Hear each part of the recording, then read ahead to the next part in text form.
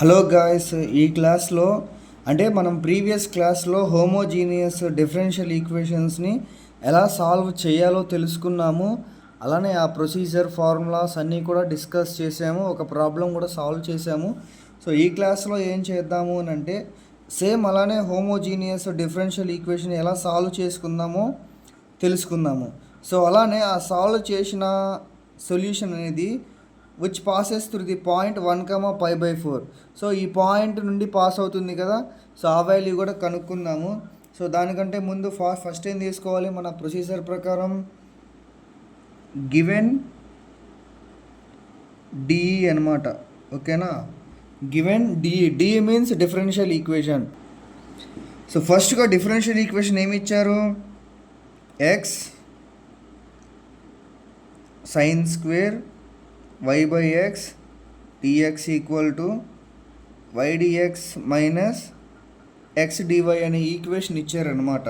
So ఏదన్నా మనం ఒక డిఫరెన్షియల్ ఈక్వేషన్ని అది హోమోజీనియస్ డిఫరెన్షియల్ ఈక్వేషన్ అని తెలియాలి అని అంటే లెఫ్ట్ సైడ్ ఎప్పుడు కూడా dy/dx ఫార్మేట్ మాత్రమే ఉండాలి. సో ఈ టోటల్ని కూడా dy/dx ఫామ్లోకి కన్వర్ట్ చేసుకుందాము. సో కన్వర్ట్ చేసుకోవాలి అని అంటే మనకి ఎప్పుడు కూడా dy అనేది న్యూమరేటర్లో ఉండాలి. సో ఇక్కడ న్యూమరేటర్లో ఉంది కాబట్టి ఈ వాల్యూని ఇటు సైడ్ తీసుకోవద్దు, ఎప్పుడు కూడా పాజిటివ్ వాల్యూ ఉండాలి. కాబట్టి ఇక్కడ నెగిటివ్ వాల్యూ ఉంది కాబట్టి లెఫ్ట్ సైడ్కి తీసుకొని వచ్చేసేద్దాం. అప్పుడు ఏమవుతుంది, ఎక్స్ డివై. ఓకేనా, ఎక్స్ డివై ఈక్వల్ టు ఇక్కడ ఆల్రెడీ ఏముంది, x sine square y/x dx ఉంది కాబట్టి dx అన్నీ కూడా ఒక సైడ్ రాసేసుకుందాం first. So y dx plus value మొత్తం కూడా ఎటు సైడ్ వస్తే నెగిటివ్ వాల్యూగా కన్వర్ట్ అవుతుంది. Minus x sine square y/x dx. ఓకేనా, సో నెక్స్ట్ ఏం చేయాలి, x dy equal to. So ఈ ఈక్వేషన్ మీరు అబ్జర్వ్ చేస్తే ఏముంటుంది, ఇక్కడ dx ఉంది, ఇక్కడ dx ఉంది. సో ఫస్ట్ ఆఫ్ ఆల్ ఏం చేద్దాము, dxని కామన్గా రైట్ బయట రాసేసుకుందాము. ఇక్కడ ఆల్రెడీ dx రాసేసుకున్నాం కాబట్టి y minus x sine square y/x. ఓకేనా, సో ఇక్కడ ఓన్లీ మనం dy/dx ఫార్మేట్ రావాలి కాబట్టి ఈ dx అనేది ఇటు తెచ్చేసుకుందాము. ఇక్కడున్న ఎక్స్ కోఎఫిషియంట్ అనేది ఇటు తీసుకొచ్చేసేద్దాం. అప్పుడు ఏమవుతుంది, dy ఇక్కడ మల్టిప్లికేషన్ చేస్తుంది, లెఫ్ట్ సైడ్ వచ్చినప్పుడు డివైడ్ చేస్తుంది అనమాట. అప్పుడు ఏమవుతుంది, dy/dx equal to y minus x sine square y/x divide. ఇక్కడ ఎక్స్ అని ఆల్రెడీ ఇక్కడ ఉందిగా, ఇటు సైడ్ వచ్చేస్తే ఏమవుతుంది, డివైడ్ చేస్తుంది కాబట్టి డివైడెడ్ బై ఎక్స్. ఓకేనా, సో ఇప్పుడు అబ్జర్వ్ చేస్తే ఇక్కడ dy/dx అనేది యాస్టీజ్గా రాసుకున్నాము. సో ఇక్కడ మైనస్ అనేది సపరేట్ చేస్తుంది కాబట్టి డినామినేటర్లో ఎక్స్ అనేది వైకి అప్లై అవుతుంది, అలానే ఈ సంథింగ్ ఎక్స్ప్రెషన్ కూడా అప్లై అవుతుంది. సో దాన్ని సపరేట్గా రాసుకుంటే y/x మైనస్ ఇక్కడ X by sine square y/x అనేది ఇక్కడ ఎక్స్ ఉంది, ఇక్కడ ఎక్స్ ఉంది. సో ఈ రెండు ఎక్స్లు కూడా క్యాన్సిల్ అయిపోతాయి. క్యాన్సిల్ అయిపోయిన తర్వాత రిమైనింగ్ ఈక్వేషన్ అనేది సైన్ స్క్వేర్ y/x ఉంటుంది. ఓకేనా, సో మనకు క్లియర్గా ఒక డిఫరెన్షియల్ ఈక్వేషన్ ఫార్మాట్లోకి వచ్చేసింది అనమాట. సో అది ఎలా వస్తుంది, y/x minus sign square y/x. So ఇక్కడ కూడా డిగ్రీ అనేది 1 ఉంది, ఇక్కడ కూడా డిగ్రీ అనేది 1 ఉందన్నమాట. So clearly this is a homogeneous differential equation. ఓకేనా, సో మనకు అలా వచ్చినప్పుడు నెక్స్ట్ ఏమైనా చేయాలి, ప్రాసెస్ ప్రకారం రీప్లేస్మెంట్కి వెళ్ళిపోవాలి. అంటే let y equal to vx అనమాట. ఓకేనా, వైలో ఏం చేయాలి, vxని రీప్లేస్ చేయాలి. సో దీని ప్రకారం మనకి v వాల్యూ కావాలి అని అంటే v వాల్యూ ఎలా వస్తుంది, ఇక్కడ మల్టిప్లికేషన్లో ఉన్న x అనేది లెఫ్ట్ సైడ్కి వచ్చినప్పుడు డినామినేటర్గా యాక్ట్ చేస్తుంది, అంటే y/xగా కన్వర్ట్ అవుతుంది. ఓకేనా, so this is set to be equation number 1 అనుకోండి. సో మనకి ఇప్పుడు ఏం చేయాలంటే y ఈక్వల్ టు vx ఉందిగా, దీనికి differentiate with respect to x on both sides చేసుకోవాలి. Differentiate with respect to x on both sides. So ఇలా చేసుకున్నప్పుడు ఏమవుతుంది, dy/dx. So d/dx of u ఈ ఫార్ములా ఇందాక ప్రీవియస్ వీడియోలో ఆల్రెడీ డిస్కస్ చేశాను. సో మళ్ళీ మీకోసం చెప్తాను. వి ఇంటూ వి అంటే example dy dx of uv formula ఏం చెప్తుంది అని అంటే u into dv by dx plus v into du by dx అనమాట. ఇది ఎలా వస్తుంది అంటే ఫస్ట్ యూకి కాన్స్టెంట్గా ఉంచాలి, వికి డెరివేషన్ అప్లై చేయాలి, అలానే విని కాన్స్టెంట్గా ఉంచాలి, నెక్స్ట్ యూకి ఏం చేయాలి, డిఫరెన్షియేషన్ అప్లై చేయాలి. ఓకేనా. సో దాని ప్రకారం ఏముంది ఇక్కడ యూ ప్లేస్లో ఏమో వి ఉంది, వి ప్లేస్లో ఏమో ఎక్స్ ఉంది. సో ఫార్ములా ఏమవుతుంది, dy by dx equal to విని ఫస్ట్ కాన్స్టెంట్గా ఉంచాలి, ఎక్స్కి డెరివేషన్ అప్లై చేయాలి, ప్లస్ అలానే ఈసారి ఎక్స్ని కాన్స్టెంట్గా ఉంచాలి, వికి డిఫరెన్షియేషన్ అప్లై చేయాలి. ఓకేనా. dv బై dx అనమాట. అప్పుడు ఈ డిఎక్స్ అనేది క్యాన్సిల్ అయిపోతుంది.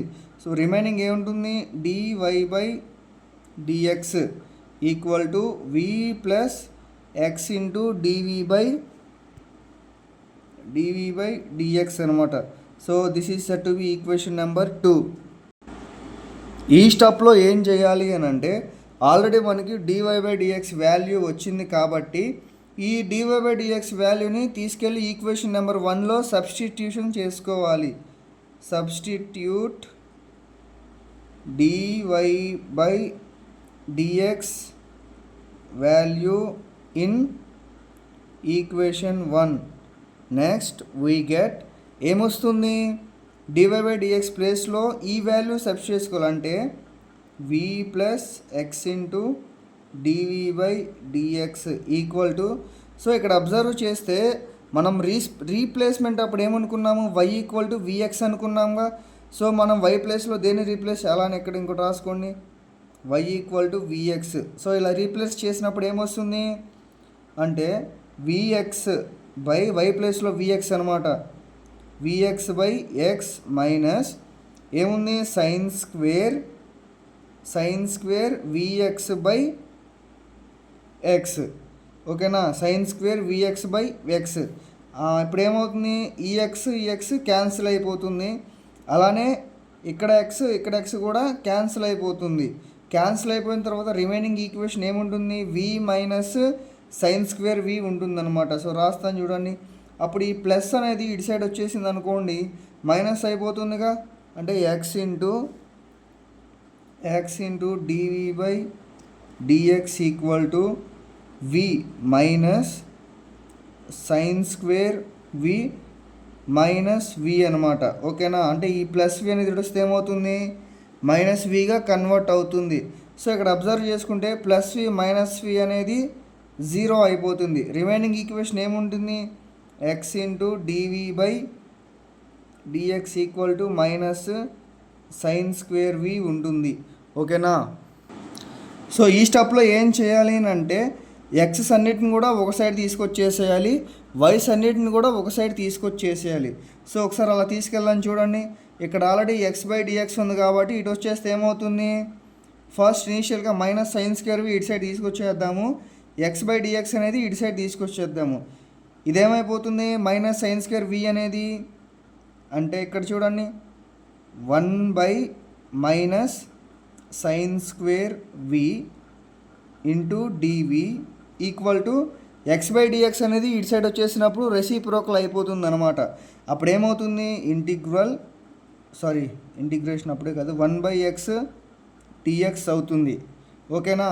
సో మనకు కావాల్సింది ఆల్మోస్ట్ వచ్చేసింది.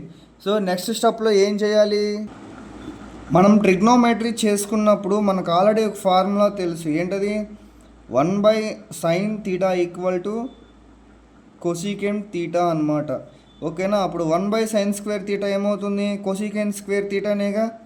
సో మైనస్ అనేది రాసుకున్నాము, ఏమవుతుంది ఇక్కడ cosecant square theta square v ఉంది కాబట్టి v dv equal to 1 by x dx అనమాట.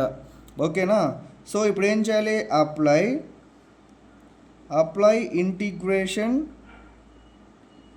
Integration on both sides. So both sides కూడా ఇంటిగ్రేషన్ అప్లై చేయాలి. సో మైనస్ వాల్యూని బయట రాసేసుకుందాము, cosecant square we dv equal to integral 1/x dx అనమాట. So మనకు ఆల్రెడీ ఫార్ములా ఉంది, integral cosecant square x dx అంటే. సో మీకోసం చూడండి ఫార్ములా కూడా రాస్తాను. Therefore integral cosecant square x dx equal to minus cot, ఓకేనా, minus cos x plus c అనమాట, ఓకేనా, minus cot x plus c. So మళ్ళీ ఇంకొక ఫార్ములా ఉందిగా, ఇంటిగ్రల్ 1/x dx అంటే 1/x dx equal to log x, ఓకేనా. So ఈ ప్లేస్లో ఏం రాసుకుందాము, ఇక్కడ ఇంకొకటి అబ్జర్వ్ చేయాల్సింది ఏంటంటే ఇక్కడ ఇక్కడ సి అనేది సమ్ కాన్స్టెంట్ అనమాట, ఓకేనా. సో ఆ కాన్స్టెంట్ మనకు సొల్యూషన్ కోసం ఎలా కావాలి అని అంటే అలా యూజ్ చేసుకుంటూ రావచ్చు. సో ఇక్కడ అబ్జర్వ్ చేస్తే ఏమొస్తుంది, కొసికెన్ స్క్వేర్ ఎక్స్ డిఎక్స్ అంటే కొసికెన్ స్క్వేర్ విడి అంటే మైనస్ కాట్ విగా రాసుకోవచ్చు, equal to integral 1/x dx అంటే log x plus log C. ఇక్కడ లాగ్ సి అనేది కాన్స్టెంట్ వాల్యూ కాబట్టి మనం ఎలానా యూజ్ చేసుకోవచ్చు, ఓకేనా. నెక్స్ట్ ఏమవుతుంది, ఇక్కడ ఆల్రెడీ మైనస్ ఉంది, ఇక్కడ మైనస్ ఉంది, రెండు ఏమైపోతాయి, ప్లస్ అయిపోతుంది. అంటే cot v equal to log x plus log C, ఓకేనా, log x plus log c. So ఇక్కడ అబ్జర్వ్ చేసుకుంటే ఇక్కడ ఆల్రెడీ మనకేముంది, కాట్ వి ఉందా, మనం విలో రీప్లేస్మెంట్ ప్రీవియస్గా ఏం తీసుకున్నాము, వికి రీప్లేస్మెంట్గా వి ఈక్వల్ టు y/x అనుకున్నామా. సో యాజ్ టీజ్గా అదే సబ్స్టిట్యూషన్స్ చేయాలి. అంటే కాట్ ఆఫ్ వి ప్లస్లో ఏం పెట్టుకోవచ్చు, y/x equal to log x plus log c అనమాట, ఓకేనా. సో మనం ఫైనల్గా వచ్చిన సొల్యూషన్ అయితే ఇది, ఓకేనా. This is set to be ఎన్నో ఈక్వేషన్ అనుకుందాము, 1 2, this is set to be equation number 3. So next ఇంకొకటి ఏమి ఇచ్చాడు, give the solution of x sine square y/x dx equal y dx minus x dy which passes through the point 1, π/4. So ఏమని ఇచ్చాడు, passes through 1, π/4 అనమాట. అంటే ఇది అనేది X యొక్క కోఆర్డినేట్ అవుతుంది, ఇదనే π/4 అనేది y యొక్క కోఆర్డినేట్ అవుతుంది. సో ఈ xy ప్లేస్లో మనం ఏ రీప్లేస్ చేసుకోవచ్చు, 1, π/4 అనేది రీప్లేస్ చేసుకోవచ్చు. సో ఫస్ట్ చూడండి, కాట్ ఆఫ్ y/x అంటే π/4 divided by 1 equal to log 1 plus log C, ఓకేనా, లాగ్ 1 ప్లస్ లాగ్ సి.